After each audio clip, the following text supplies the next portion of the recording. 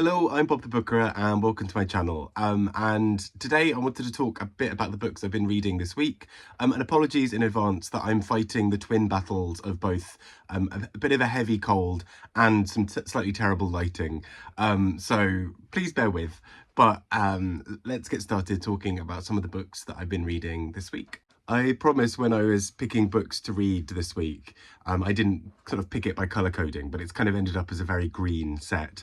But anyway, let's start with one of them, which I mentioned in the In December video recently, and that is The Great Undoing by Sharlene Allsopp. And so I spoke a bit about it there, but to kind of go into more detail about it. Essentially, this is a writing back of Aboriginal and Indigenous voices in Australia, but it's done in a really fascinating way, I think. So the core idea is that there is this future version of Australia and the world that is under state surveillance, that is a much more surveilled state than we might find ourselves in now.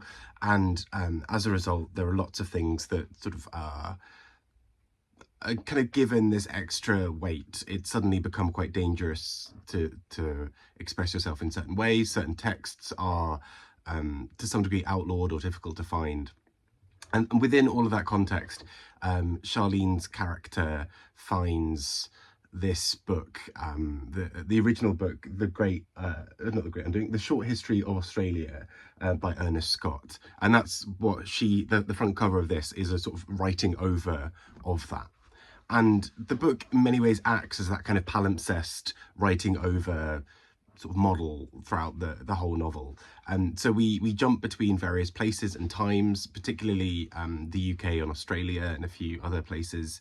And in doing so, the book interrogates some of the things from Ernest Scott. So Ernest Scott, his work and his ideas often come up in the form of quotes, which she then comments on under in the footnotes. So we'll often have these interrupting footnotes saying, Ernest Scott interrupting again, or oh look, more Ernest Scott.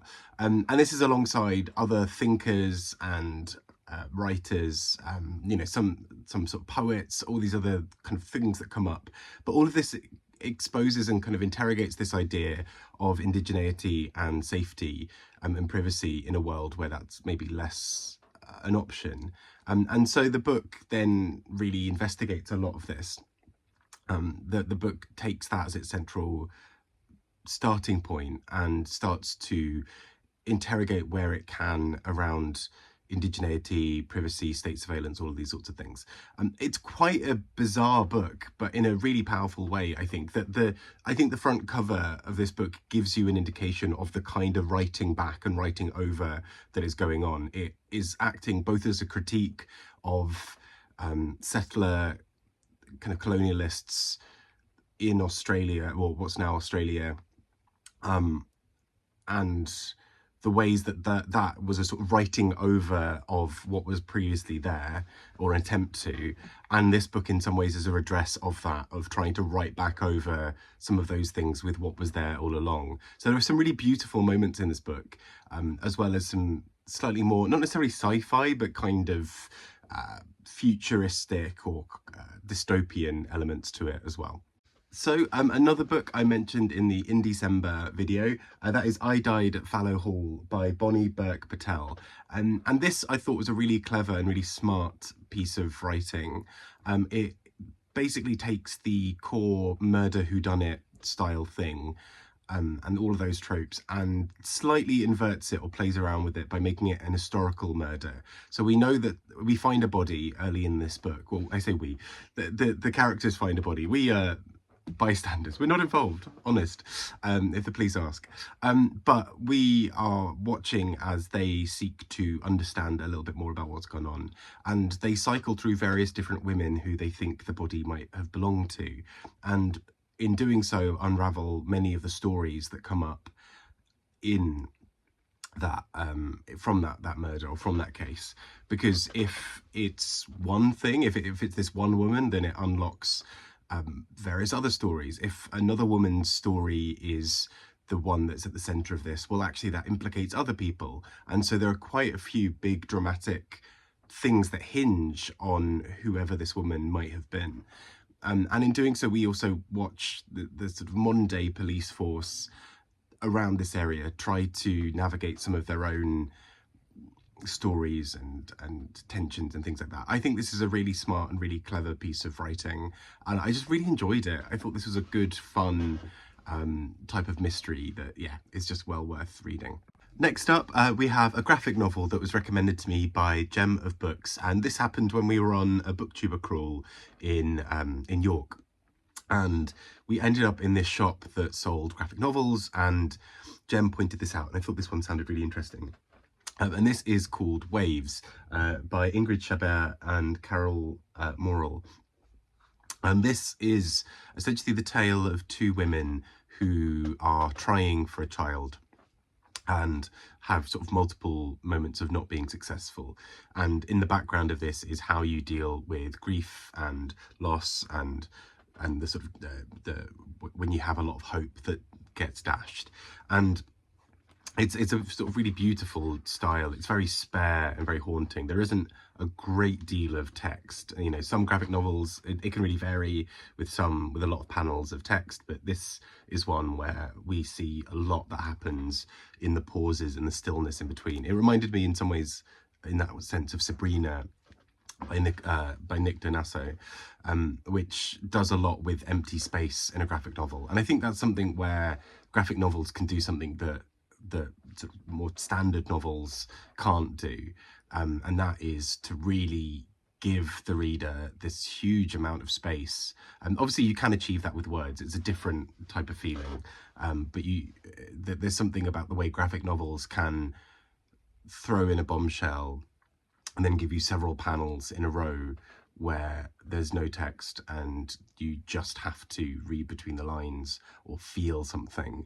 And I think this book is really successful in it. It's not for the faint of heart, I guess is probably not the right phrase for it. It's an uncomfortable read in some ways. It deals with a lot around loss, and particularly loss when trying for a child. So, you know, consider yourself warned if that's something that you know, might be a bit too tricky for you to read. But I think this is so beautifully done, and such a stunning piece of writing as well.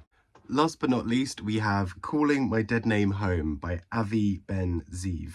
And this is a memoir by a trans man, by Avi himself. And he is looking back over his life and trying to piece together some parts of what's happened. And in doing so, he realizes that he needs to make peace with his former self, and with the self that many people have known him by. And that is quite an interesting but also painful experience for many trans people, to have to reckon with this other self that is also you. And so he knows that, for example, many of his family only see him one way. You know, they have grown up thinking they have a daughter and now are trying to readjust to him being a son. And he talks as well about how the language that he uses with his family, Hebrew, often is a very gendered language as well, in the sense that you conjugate verbs often through your gender as well. And so he's had to learn a new way of speaking when he's speaking to his parents. And so this is quite an interesting thing, because although this goes a lot more into other elements around sex and kink and various other things, the memoir really hinges on this central focus of trying to rediscover and reconnect with his past self. And without spoiling anything, at one point there is a moment where the book is written almost as a conversation between himself as Avi and this Deadname figure of Talia, who he references throughout the book. And so this book just sits in this very interesting and very strange place, but I think manages to achieve it by essentially, you know, there are whole passages of this book where he just refers to himself as Talia, or writes about Talia almost as this other character entirely.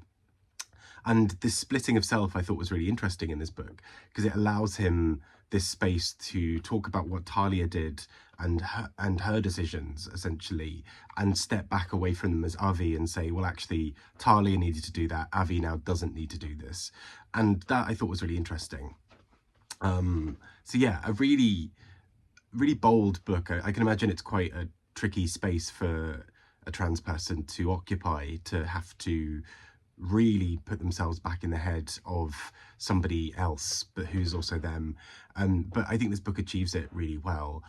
It's not a comfortable read at times. It has some really sort of more grislier moments, I guess, not only in terms of some moments of less great things, but also just the way it delves into kink and fetish and sex and various other things. So yeah, a really bold book, but I think a really important one in how it talks about identity and this splitting of self that many trans people can feel. So that takes us to the end there. I hope you're all having a really good week and are having lots of fun reading. I'd love to hear what you've been reading as well. Apologies, yeah, the lighting and my cold are fighting against me here. Hopefully more regular service shall resume from next week. I was going to try and record another video today and realised my voice and my cold are not going to allow that. So I will be back fairly soon. But yeah, have a wonderful time. I hope you're having a great week and speak to you all very soon. Bye bye.